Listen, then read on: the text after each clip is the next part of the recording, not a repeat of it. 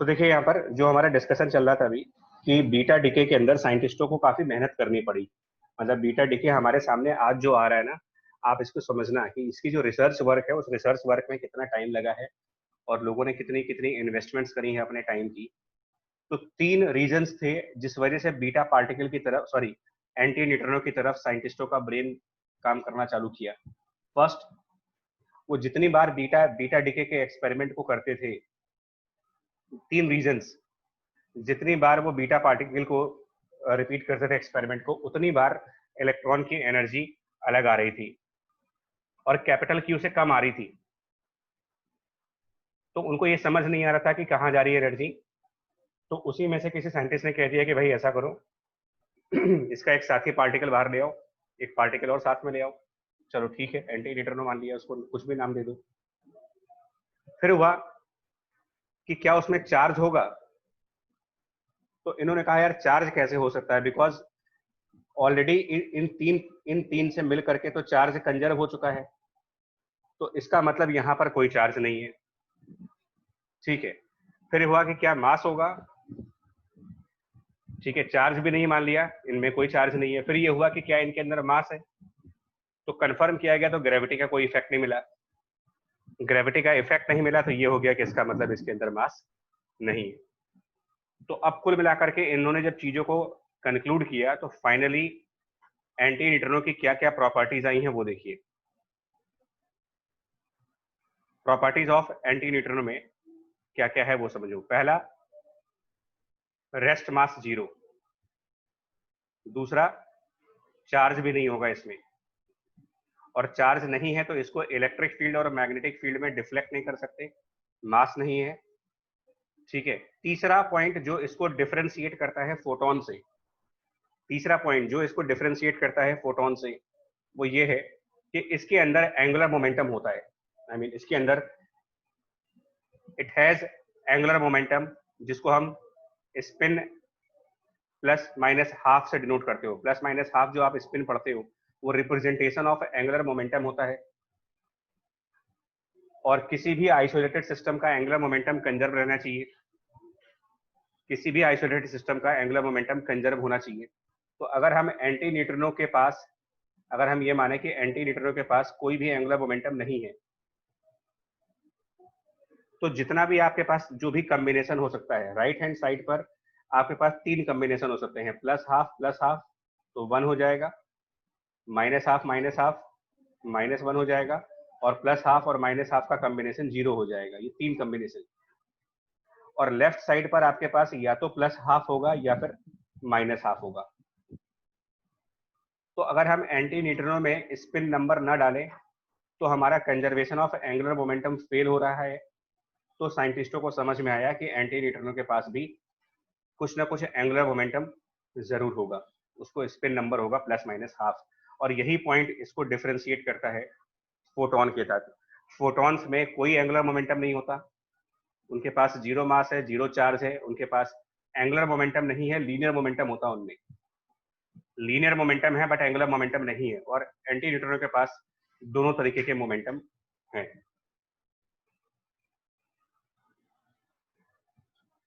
इतनी सारी प्रॉपर्टीज का डिस्कशन हुआ, और इसीलिए जो ये रिलेशन था E=PC वाला रिलेशन, ये इनवैलिड हो गया for the anti neutrino, because it was derived for photons. Photons के लिए तो ठीक है, ये एंटी न्यूट्रिनो के केसेस में ये रिलेशन काम नहीं करता है, इसको काम कभी नहीं फॉलो करोगे आप। It is invalid for the anti neutrino.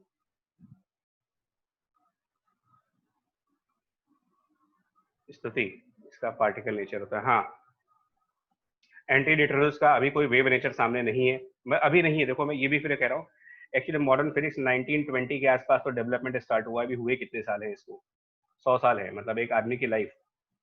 तो इसमें इतने डेवलपमेंट्स अभी नहीं हो पाए हैं कि हम ये नहीं कह पाएंगे कि इसका वेव नेचर है कि नहीं है। अभी फिलहाल नहीं है, आगे होगा कि नहीं होगा कोई नहीं जानता। अभी के लिए इसका वेव नेचर नहीं है, इसका सिर्फ एक पार्टिकल नेचर है।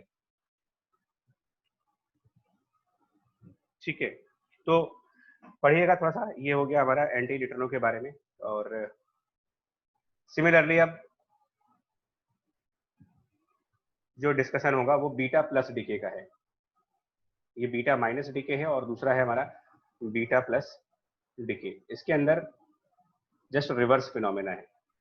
इसके अंदर प्रोटॉन कन्वर्ट होता है न्यूट्रॉन में, प्रोटॉन का न्यूट्रॉन कन्वर्जन है। अब आप जब चार्ज कंजर्व कराओगे, प्रोटॉन के पास प्लस चार्ज है, न्यूट्रॉन के पास कोई चार्ज नहीं है, तो चार्ज का कंजर्वेशन तभी होगा जब राइट साइड पर भी एक चार्ज है। तो वहां पर एक इलेक्ट्रॉन जैसा पार्टिकल बाहर आया, इलेक्ट्रॉन जैसा, लेकिन उसके पास प्लस चार्ज है, और ऐसे पार्टिकल को नाम दे दिया गया, इस पार्टिकल को नाम दे दिया गया पॉजिट्रॉन। और प्लस एंटी न्यूट्रिनो की जगह पर न्यूट्रिनो पार्टिकल आया। ये भी एक कोइंसिडेंस है कि मॉडर्न फिजिक्स में ये कहा जाता है कि हर एक पार्टिकल का एक काउंटर पार्टिकल है।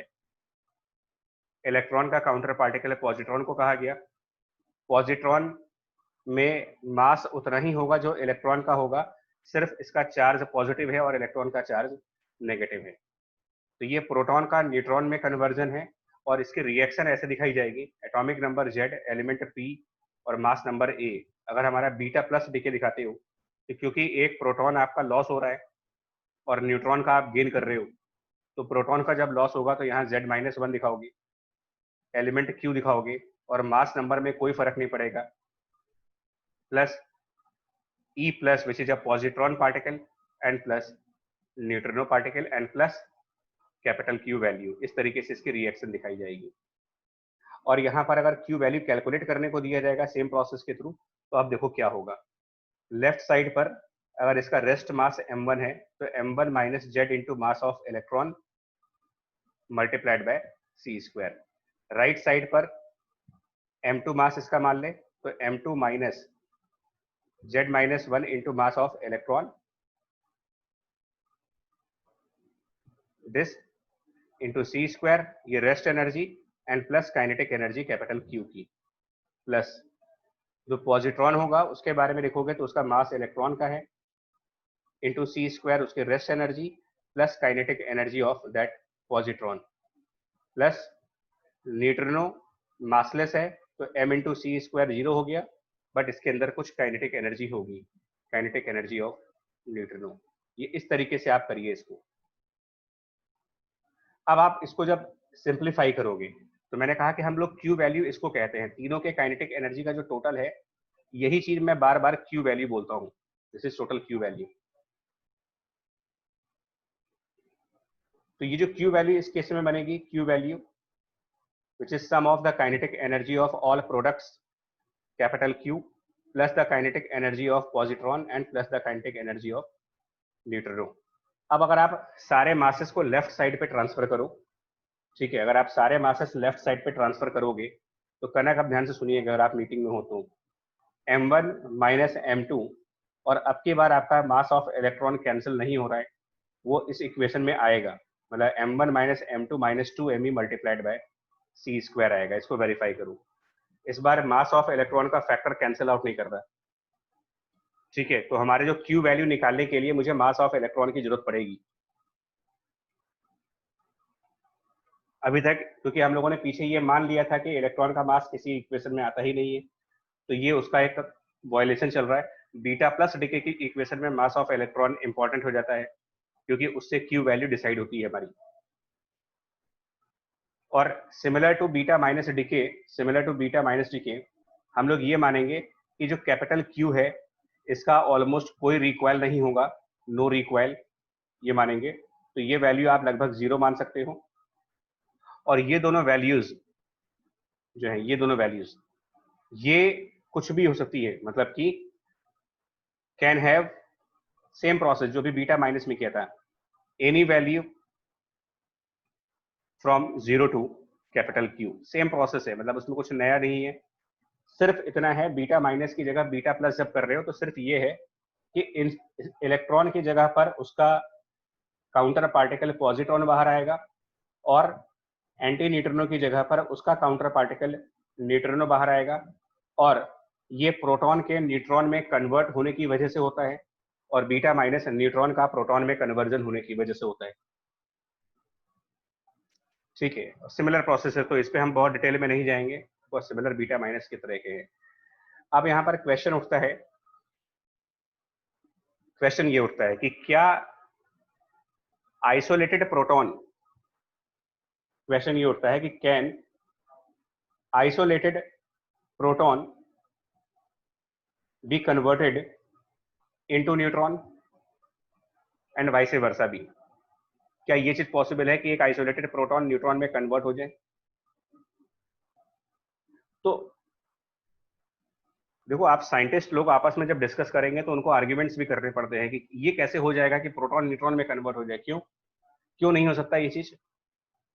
अब आप बताओ, हम लोगों ने स्पॉन्टेनियस रिएक्शंस के बारे में कहा था कि प्रोटॉन न्यूट्रॉन में अगर कन्वर्ट हो रहा है, प्लस इलेक्ट्रॉन यानी पॉजिट्रॉन आ रहा है और प्लस न्यूट्रिनो आ रहा है मान लो, तो प्रोटॉन और न्यूट्रॉन में प्रोटॉन का मास कम है, mass of proton is less than mass of neutron, और हमारी क्यू वैल्यू ये कही गई थी कि Q value was total mass of reactants minus total mass of product into C square. तो जब आपका रिएक्टेंट ही कम मास का है और प्रोडक्ट ज्यादा मास का है, यानी अगर ये वैल्यू लेस है और ये वैल्यू हाई है, तो इसका मतलब आपके पास क्यू वैल्यू नेगेटिव आएगी। नेगेटिव क्यू वैल्यू होने का मतलब यहाँ पर एनर्जी रिलीज नहीं हो पाएगी। क्यू वैल्यू अगर माइनस में आ रही है तो एनर्जी राइट हैंड साइड पे नहीं होगी, क्योंकि अगर यहाँ पर आपके पास एक नेगेटिव वैल्यू आएगी तो उसको लेफ्ट साइड लेके जाओ। इसका मतलब ये हुआ कि आपको एनर्जी देनी पड़ेगी और तब जाकर के इसका कन्वर्जन स्टार्ट होगा। एंडोथर्मिक रिएक्शन नहीं हो सकती है यहाँ पर, स्पॉन्टेनियस रिएक्शन नहीं हो सकती है, क्योंकि एनर्जी रिलीज नहीं हो रही है इस केस में। एनर्जी हमें ऐड करनी पड़ेगी तब जाकर के प्रोटॉन न्यूट्रॉन में कन्वर्ट होगा। तो आंसर अगर पूछा जाए कि can isolated proton be converted into neutron और विल इट बी कन्वर्टेड, तो आंसर होगा कि yes, it can be converted by giving some energy, otherwise it will never convert itself into neutron. अपने आप तो नहीं होगा, ये एनर्जी दे करके हो जाएगा।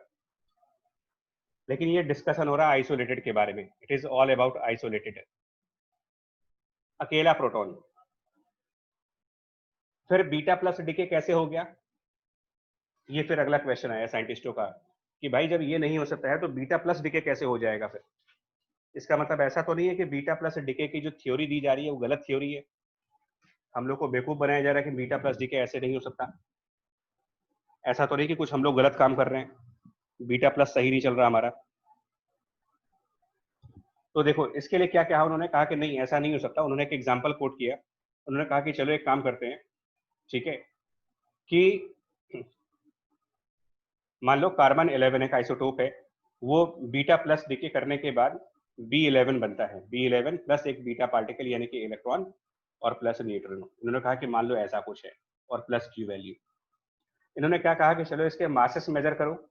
तो जब उन्होंने मासेस मेजर किया तो कार्बन का मास निकल करके आ रहा है 11.0114 एटॉमिक मास यूनिट। B11 का मास निकल करके आया इनके पास, जब इन्होंने मेजरमेंट करी तो इसका मास निकल के आया 11.0093 U। अब आप चेक करो, ये बीटा प्लस डीके है, बट ये आइसोलेटेड नहीं है। यहां पर भी प्रोटॉन न्यूट्रॉन में जा रहा है, लेकिन ये conversion, this conversion is inside the nucleus. ये इनसाइड न्यूक्लियस है in presence of other nucleons, in presence of other nucleons, वो भी है यहाँ पर, अकेला नहीं है ये आइसोलेटेड का सिस्टम नहीं बन रहा है। यहाँ पर 11 न्यूक्लियॉन्स की प्रेजेंस में हो रहा है ये सब कुछ, 11 न्यूक्लियॉन्स की प्रेजेंस में हो रहा है। और आप देखो, आप 11.0114 और यहाँ पर 11.0093 है, तो यहाँ पर आपका रिएक्टेंट का मास ज्यादा है, मास ऑफ रिएक्टेंट, और ये मास ऑफ प्रोडक्ट अगर देखोगे आप तो रिएक्टेंट हैवी है यहाँ पर। तो इन्होंने ये कहा कि ठीक है, beta plus decay isolated system में तो नहीं हो सकता, लेकिन ग्रुप ऑफ न्यूक्लियॉन्स में हो सकता है, क्योंकि ग्रुप ऑफ न्यूक्लियॉन्स में ऐसा करने पर रिएक्टेंट का मास ज्यादा होता है और प्रोडक्ट का मास कम होता है, and it is all because of binding energy and mass defect. तो ठीक है, बीटा प्लस डीके को फिर यहाँ से एक्सेप्ट कर लिया गया कि ठीक है, ये सारे आर्ग्यूमेंट सही है और अब सारी बातें जस्टिफाई हो जाती हैं। तो ठीक है, बीटा प्लस डीके की थ्योरी एग्रीड, स्टैंप लग गया और उसको हम लोगों ने एक्सेप्ट कर लिया। हाँ ये चीजें सही है।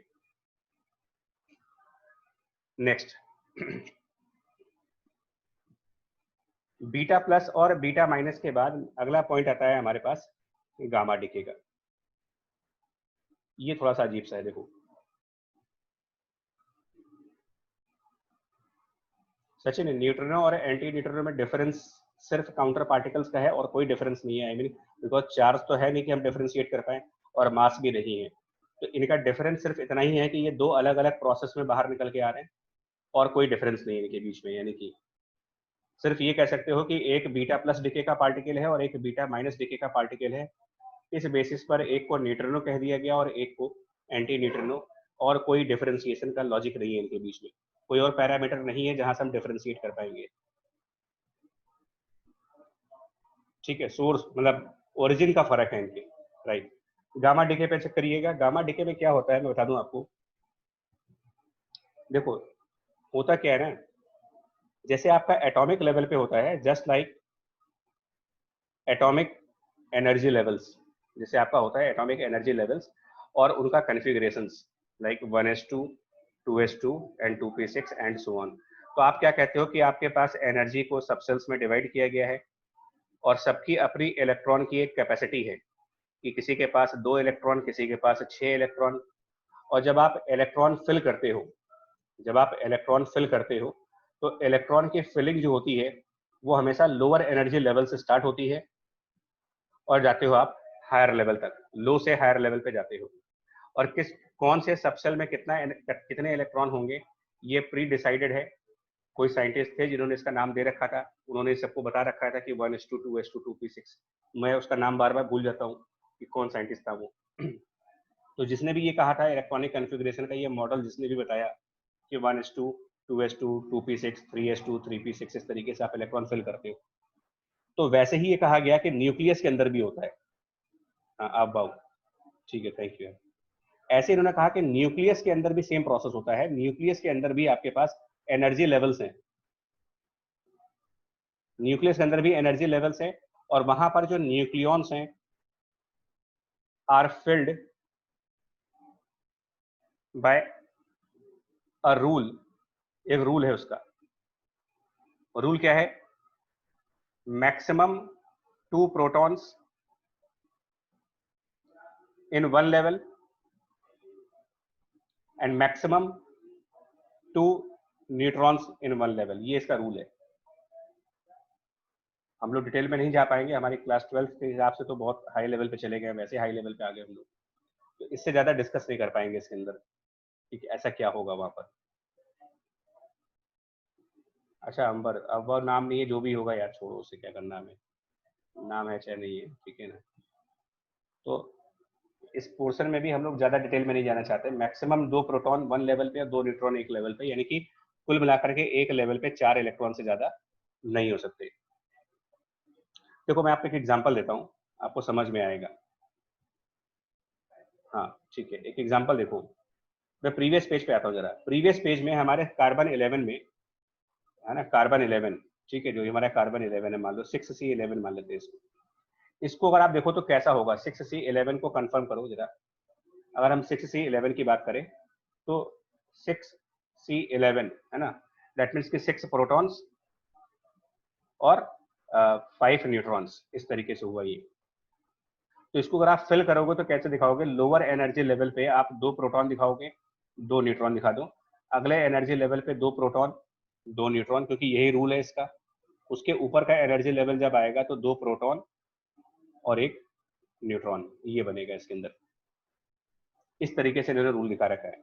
इस तरीके से हमारा फिलिंग स्टार्ट होती है प्रोटॉन्स और न्यूट्रॉन्स की, ठीक है। ये यही प्रोसेस रहेगा और आप प्रोसेस चेंज नहीं करोगे, इसका प्रोसेस चेंज नहीं कर सकते आप इस तरीके से। खैर इसकी हम लोग को क्लास 12 में नीड नहीं है, बट होता क्या है, मान लो इसने बीटा डिके किया, फॉर एग्जाम्पल हम लोगों ने भी पीछे एग्जाम्पल में क्या देखा था कि इस 6C11 का बीटा डिके हुआ है। तो जब बीटा डिके हुआ तो बीटा डिके होने के बाद B11 बन गया, और ये यहाँ पर 6 की बजाय 7 आ जाएगा। बीटा प्लस डिके हुआ है तो 7B11 आ जाएगा। अब जब 7B11 आएगा तो क्या प्रोसेस होगा यहाँ पर, इसका एक अलग कॉन्फ़िगरेशन होगा 7B11 का। कहने का मतलब ये है 7b11 का एक अलग कॉन्फ़िगरेशन होगा, या अल्फा डिके होता है कहीं पर, मान लो बीटा डिके या अल्फा डिके। तो अल्फा डिके के अंदर हम ये कहते हैं कि 2 प्रोटॉन 2 न्यूट्रॉन बाहर आएंगे। मान लो अगर कोई 2 प्रोटॉन और 2 न्यूट्रॉन जो बाहर आ रहे हैं, उसमें से ये वाला प्रोटॉन और ये वाला न्यूट्रॉन, ये प्रोटॉन और ये न्यूट्रॉन, ये सब मिल करके अल्फा डिके में बाहर हो जाए, तो ये सब अल्फा डिके में बाहर आ गए मान लो, क्योंकि अल्फा डिके में 2 प्रोटॉन 2 न्यूट्रॉन बाहर आने होते हैं, तो हम ये मानते हैं कि ये दोनों बाहर आ गए। हाँ, प्रथम 5b11, अच्छा ठीक है, सॉरी 5b11, ठीक है, वो कंफ्यूजन है उसमें थोड़ा सा ना, केमिस्ट्री वीक है, ठीक है अंबर, चलो 5b11 होगा वो। पॉइंट समझो यार, मेरा पॉइंट क्या है कि चाहे अल्फा डिके हो चाहे बीटा डिके हो, उसके बाद क्या होता है कि मान लो प्रोटॉन न्यूट्रॉन का जो डिस्टरबेंस क्रिएट हुआ, उस डिस्टरबेंस के बाद अगर कुछ ऐसा हो जाए, अगर उस डिस्टरबेंस के बाद कुछ ऐसा हो जाए, ये जस्ट एक एग्जांपल समझाने के लिए ले रहा हूँ, इसका एक्चुअल से कोई कनेक्शन नहीं है, ठीक है। जैसे आप सीरियल देखते हो कि इस कहानी में दिखाए गए सभी पात्र काल्पनिक हैं और इनका वास्तविक जीवन से कोई लेना देना नहीं है, तो वैसे ये है, इस एग्जाम्पल में दिखाया गया हर एक डेटा इमेजिनरी है और इसका रियल सिचुएशन से कोई लेना देना नहीं है। तो ये जो प्रोटॉन प्रोटॉन न्यूट्रॉन न्यूट्रॉन हमने माना कि अल्फा पार्टिकल में चले गए, अब यहाँ पर सब जगह खाली हो गई, वैकेंसी हो गई। तो जो रूल है वो कहता है कि ऐसा इम्पॉसिबल है कि लोअर एनर्जी लेवल खाली रहे और हायर एनर्जी लेवल भरा रहे। तो इमीडिएटली क्या होता है, ये सब डी एक्साइट करके नीचे आते हैं, और जब डी एक्साइटेशन का फिनोमेना होता है तो कुछ ना कुछ एनर्जी बाहर निकलती है फोटोन के फॉर्म में, और उसी फोटोन को हम लोगों ने नाम दे रखा है यहाँ पर गामा रे। तो गामा रे क्या है, it is basically emission of photon, this is the emission of photon, यानी कि एनर्जी बाहर आएगी due to de excitation of nucleons from the higher energy level to the lower energy level. और gamma decay हमेशा ही alpha decay और beta decay के बाद होगा, कभी भी गामा डिके से रिएक्शन स्टार्ट नहीं हो सकती। कोई भी रेडियो एक्टिव एलिमेंट पहले अल्फा डिके करेगा या पहले बीटा डिके करेगा, एंड देन आफ्टर ही गामा डिके होगा, क्योंकि अल्फा डिके और बीटा डिके होने के बाद न्यूक्लियॉन्स के एनर्जी लेवल में डिफरेंसेस आने लगते हैं, और उस डिफरेंस में हाई एनर्जी लेवल से लो एनर्जी लेवल तक न्यूक्लियॉन्स जब जंप करते हैं तो उनकी energy in form of electromagnetic radiations, यानी कि फोटॉन्स के फॉर्म में बाहर आती है, और इसी वजह से गामा रेज को आप इलेक्ट्रोमैग्नेटिक वेव भी बोलते हो, कि वो इलेक्ट्रोमैग्नेटिक वेव है और ये फोटॉन्स बाहर आएंगे इस केस में, ठीक है। और इसको रिप्रेजेंट कैसे करेंगे वो देख लीजिए। गामा डिके को रिप्रेजेंट ऐसे करा जाता है कि मान लो हमारे पास पहले अल्फा डिके हुआ, तो जेड पी ए, ठीक है, इसका अल्फा डिके होगा, तो अल्फा डिके को आप रिप्रेजेंट करोगे Z-2 कैपिटल Q और A-4 और प्लस अल्फा पार्टिकल प्लस कुछ Q वैल्यू। अब एक्चुअली होता क्या है कि ये जो Q है, इसके ऊपर अगर आपने ये एस्ट्रिक साइन लगा दिया, इसका साइन चेंज कर दो, स्टार साइन, तो ये जो एस्ट्रिक साइन होता है इसका मतलब होता है कि ये एक अनस्टेबल न्यूक्लियस है, बट इसकी अनस्टेबिलिटी एनर्जी लेवल्स की वजह से है, मतलब इसके अंदर लोअर एनर्जी लेवल खाली है और अपर एनर्जी लेवल भरा हुआ है। तो ये फिर से क्या करता है, अपने एनर्जी लेवल्स को रीएडजस्ट करता है। तो मतलब यहाँ पर एक एस्ट्रिक का साइन होता है, जिसका मतलब होता है कि ये एक अनस्टेबल न्यूक्लियाई हो गया है और इसका लोअर एनर्जी लेवल वैकेंट है, अपर एनर्जी लेवल फिल्ड है, वो इसकी अनस्टेबिलिटी को बढ़ा रहा है। अब ये स्टेबलाइज करेगा तो कुछ बाहर नहीं आएगा इसके अंदर, डी एक्साइटेशन ही है, सिर्फ डी एक्साइटेशन में कोई चीज बाहर नहीं आ रही है। बाहर अगर कोई चीज आ रही है तो वो सिर्फ एनर्जी बाहर आ रही है, पार्टिकल बाहर नहीं आ रहा। तो प्लस हम गामा पार्टिकल दिखाते हैं, इस तरीके से रिएक्शन को दिखाया जाता है। मतलब आफ्टर अल्फा डिके और beta decay the product nuclei is sometimes unstable due to wrong configuration of nucleons to make that unstable nuclei into the stable nuclei. Gamma particle, which is basically energy packet photon, is emitted by nucleus. तो ये दो step process होता है, मतलब पहले step में ये होता है फर्स्ट स्टेप, और दूसरा स्टेप आपका ये है, दो स्टेप का प्रोसेस है। यानी कभी कभी इन दोनों को क्लब कर देते हो और एक सिंगल रिएक्शन दिखा सकते हो। तो अगर आप सिंगल रिएक्शन दिखाओगे तो इसको ऐसे दिखा सकते हैं। सिंगल रिएक्शन में कैसे दिखा सकते हैं, अगर हम दोनों को ऐड करें, प्लस करें, तो लेफ्ट साइड से ये जो टर्म आएगा आपका, ये चीज लेफ्ट साइड पर आएगी प्लस करने पर, और राइट साइड को प्लस करने पर ये चीज राइट साइड भी होगी, तो कैंसिल आउट हो जाएंगे। प्लस करने के बाद आपकी इक्वेशन बन जाएगी ZPA is Z-2 capital Q A-4 plus alpha plus gamma. तो आप उसको डेल्टा E लिखोगे बिकॉज वो एक एनर्जी है गामा, और प्लस Q वैल्यू। ये ध्यान देना क्योंकि इस पे जेईई एडवांस 2016 में क्वेश्चन भी है, ठीक है, और 2016 बार बार नाम आता है, जब आप समझ जाया करिए कि वो एक्सट्रीम लेवल पे चले जाते हैं बिल्कुल। तो ZPA ये इसको हम दिखाते हैं, ये पूरी रिएक्शन दिखाई जाती है। तो गामा और अल्फा एक साथ दिखाने का ये मतलब नहीं है कि ये एक साथ बाहर आए हैं, इसका मतलब ये है कि ये दो रिएक्शंस का समेशन है। पहले अल्फा बाहर निकला होगा, उससे जो हमारा प्रोडक्ट न्यूक्लियाई है जिसको हम डॉटर न्यूक्लियाई कहते हैं वो अनस्टेबल हुआ, और उसको स्टेबलाइज करने के लिए फिर से डी एक्साइटेशन हुआ होगा। तो दो रिएक्शंस को मिला करके आपने रिएक्शन लिखी है यहाँ पर।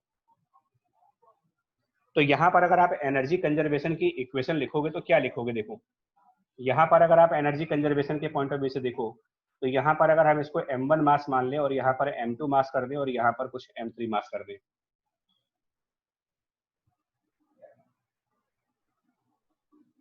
नहीं अंबर ये नहीं कह रहा हूँ कि अल्फा के साथ हमेशा गामा होगा, बिकॉज मैंने कहा ना, देखो आप फिर ये स्टैटिस्टिकल इवेंट है, कोई नहीं बता पाएगा कि अल्फा के बाद गामा आएगा कि बीटा के बाद गामा आएगा, क्योंकि रेडियो एक्टिविटी में कभी कभी क्या होता है, अल्फा डिके और बीटा डिके दोनों साथ होते हैं, मतलब अल्फा डिके हुआ फिर बीटा डिके हुआ फिर गामा डिके हुआ, ऐसा भी होता है।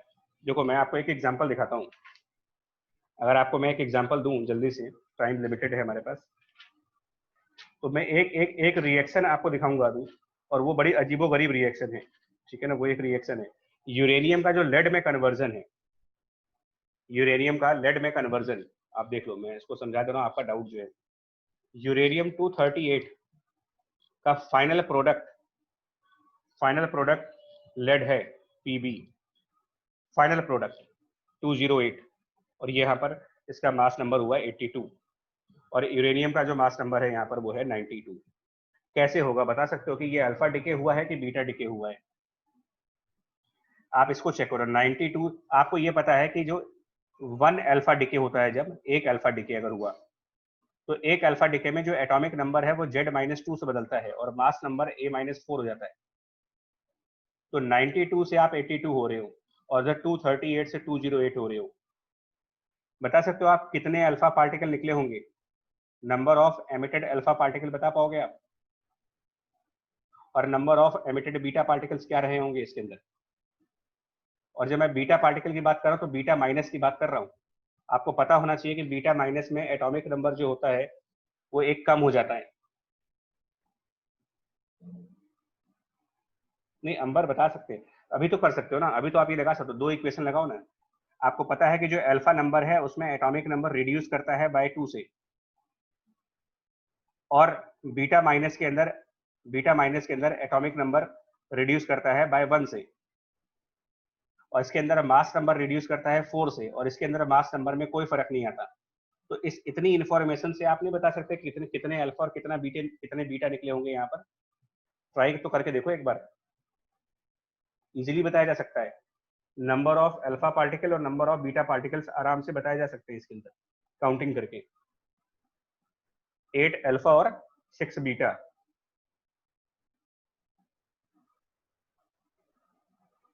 सही आंसर है विनायक, सही आंसर है। 8 अल्फा पार्टिकल निकलेंगे और 6 बीटा पार्टिकल्स निकलेंगे इसके अंदर, ठीक है, 8 अल्फा और 6 बीटा, राइट। तो ये आपके क्वेश्चन का आंसर नहीं था, जो हम लोग डिस्कस कर रहे हैं वो दूसरा पॉइंट है, एक बार देखिए। मतलब मेरा कहने का मतलब है रेडियो एक्टिविटी पूरी एक सीरीज होती है, चेन चलती है, तभी आपने चेन रिएक्शन पढ़ा हुआ है। तो यूरेनियम डायरेक्ट लेड में नहीं आता, पहले एक अल्फा डिके करेगा, थोरियम बनेगा, थोरियम से फिर एक अल्फा डिके होगा, बीटा डिके होगा, कोई और एलिमेंट बनेगा, चलता रहेगा प्रोसेस। चलिए जल्दी से इसको कंप्लीट करो यार, नहीं तो फिर रह जाएगा टॉपिक। M1 M2 और अल्फा पार्टिकल की जगह M3 मास मान ले, जो हीलियम का है, M3 हीलियम पार्टिकल का मास है। तो आप क्या लिखोगे, M1 into C square left side पर, M2 into C square plus इसकी जो काइनेटिक एनर्जी है कैपिटल क्यू की, प्लस अल्फा की जगह M3 into C square plus kinetic energy alpha की। ठीक है, बट रिकॉल करिएगा पुराने कंसेप्ट से, ये जो काइनेटिक एनर्जी क्यू है और ये जो काइनेटिक एनर्जी अल्फा है, यही समेशन आपका क्यू वैल्यू है, इसी को क्यू वैल्यू कह रहे हो। तो ये क्यू वैल्यू अब अलग से नहीं दिखाओगे, ये क्यू वैल्यू मेरी अलग से नहीं आएगी, क्योंकि ये जो क्यू वैल्यू है बेसिकली ये काइनेटिक एनर्जी ही है यहाँ पर, और plus energy of gamma particle. तो कुल मिलाकर के क्या इक्वेशन बनेगा यहाँ पर देखो, अगर आप फाइनल देखोगे तो टोटल इक्वेशन क्या बन जाएगी आपकी, capital Q plus delta E of the gamma should be M1 minus M2 minus M3 and whole multiplied by C square, ये है। और ये जो कैपिटल क्यू है, मैं फिर से रिपीट कर दूं, this capital Q stand for sum of the kinetic energy of capital Q and the kinetic energy of alpha particle.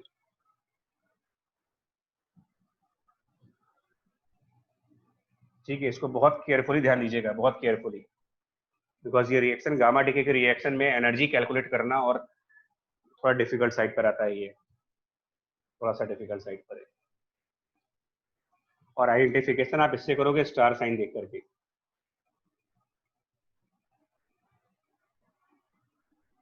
ठीक है, ये तीन हमारे रेडियो एक्टिव एलिमेंट्स के डिके हैं, और एक लास्ट रिएक्शन जिसके बारे में डिस्कस करना था वो ये था, देखिए हम लोगों ने कहा था वो के कैप्चर, हालांकि ये रेडियो एक्टिविटी नहीं है, बट के कैप्चर में हम ये कहते हैं कि जो ऑर्बिट का इलेक्ट्रॉन है, प्रथम वो कराएंगे, मेरे को अभी यार भी क्लास में हो नहीं पाएगा ये, जो हमारा ऑर्बिट इलेक्ट्रॉन है, जो ऑर्बिट का इलेक्ट्रॉन है, उसको कहते हैं कि it is captured by nucleus.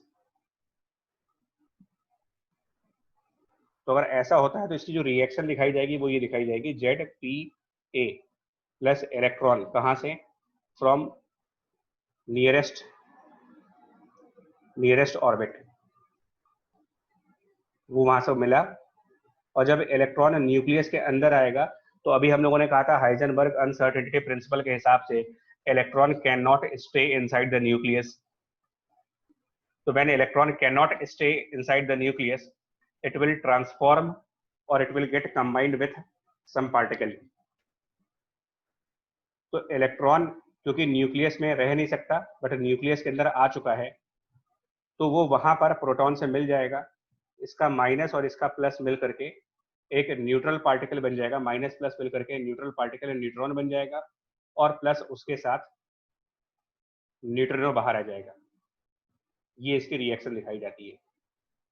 और जब न्यूट्रिनो बाहर दिखाएंगे तो हम इस रिएक्शन को क्या करेंगे, देखो जो इलेक्ट्रॉन आया उसने एक प्रोटॉन के साथ कंबाइंड किया, तो प्रोटॉन का लॉस हुआ आपको और न्यूट्रॉन का गेन हुआ। तो प्रोटॉन का लॉस हुआ तो जो एटॉमिक नंबर Z है वो बदल गया, वो Z-1 हो गया, मास नंबर में कोई फर्क नहीं पड़ेगा, plus neutrino and plus Q value, इस तरीके से दिखाओगे। और क्यू वैल्यू कैसे निकालोगे इस रिएक्शन की, तो अगर हम यहाँ पर M1 मास मानते हैं, यहाँ पर मास ऑफ इलेक्ट्रॉन मान लें, और यहाँ पर M2 मास मान लें, तो क्यू वैल्यू कैसे निकालेंगे देखिएगा, लेफ्ट साइड पर M1c² रखेंगे, राइट साइड पर सॉरी लेफ्ट साइड पर M1c² प्लस इलेक्ट्रॉन भी लेफ्ट साइड पर है तो Me इंटू C² भी होगा। राइट साइड पर M2 एटॉमिक मास होगा, उसमें से Z-1 Me into C² plus इसके अंदर मासलेस पार्टिकल है तो MC² इसका होगा नहीं, एंड सिंपली क्यू वैल्यू। इसमें लेफ्ट साइड पर एक करेक्शन करना होगा तुम्हें, लेफ्ट साइड पे ये जो टर्म है इसको करेक्ट करना होगा, क्योंकि यहाँ पर भी हमें एटॉमिक मास में से उसका इलेक्ट्रॉन सब्ट्रैक्ट करना होगा, तो minus Z M E into C square. तो अब इन सबको सिंप्लीफाई करके ये देखना पड़ेगा क्या फाइनल आंसर में इलेक्ट्रॉन का मास इन्वॉल्व होगा या नहीं होगा फाइनल आंसर में। और अगर आप इसको कैलकुलेट करोगे तो आपका कुछ ऐसा आ जाएगा, it is m1 minus m2 C square. Final answer में इलेक्ट्रॉन का मास काउंट नहीं होगा, इसको वेरीफाई कर लेना अपने लेवल पे। ये इसकी क्यू वैल्यू है, और ये क्यू वैल्यू बेसिकली क्या है यहाँ पर, तो ये जो क्यू वैल्यू है ये बेसिकली इस न्यूट्रिनो की एनर्जी है। This Q value is energy of this neutrino, और कोई इसका प्रोडक्ट है नहीं। प्रोडक्ट जो कैपिटल क्यू है ये ऑलमोस्ट रिक्वायल करेगा नहीं, नो रिक्वायल, इसके अंदर एनर्जी आएगी नहीं। और क्यू वैल्यू का मतलब होता है प्रोडक्ट्स के पास आने वाली kinetic energy, total kinetic energy of the products in that reaction, उसको क्यू वैल्यू बोलते हो। तो अब आप एक काम करेंगे, मैं और क्वेश्चन तो लगाऊंगा, बट आप तब तक मीन वाइल एचसी वर्मा से आप इसके क्वेश्चन ट्राई करिए, ठीक है, बिकॉज जेई लेवल पर सबसे ज्यादा क्वेश्चन वहां पर मिल जाएंगे तुम्हें, और मोर देन सफिशियंट है, आपका पर्पस पूरा हो जाएगा, जेई के लिए पूरा हो जाएगा। न्यूक्लियर फिजन एंड फ्यूजन और न्यूक्लियर फोर्सेस के लिए फिर एक क्लास रखेंगे और उसमें डिस्कस करेंगे सेपरेट क्लास, बट अब न्यूमेरिकल पार्ट ओवर हो चुका है हमारा चैप्टर का, तो कंप्लीट करो, ठीक है जी। चलिए मीटिंग एंड कर रहे हैं यहाँ पर, बाय बाय।